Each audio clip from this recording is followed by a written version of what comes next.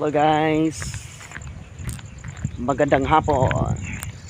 5:30 na at ako po'y pauwi na. So dito medyo madilim na, oh. Madilim, maliwanag lang siya tingnan kasi ano, pero makulimlim dito, oh. Yun, oh. Malakas yung ulan kanina. So pauwi na ako ngayon. Kanina mainit kasi masyado. Kaya nagsusuot ako nito ng arm sack para hindi masunog yung balat ko. Dito rin sa kabila, oh. Ginagamit ko sa pagmamawer. Yan. Yung packbag ko. Yan. Pauwi na. Malakas yung ulan kanina. Kita naman sa semento. Basa. Yan.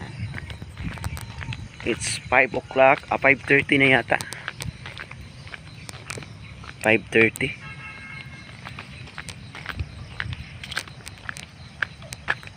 5:30 sakto. 5:30. Oh, madilim na. Madilim. Yan, oh. Dilim na masyado.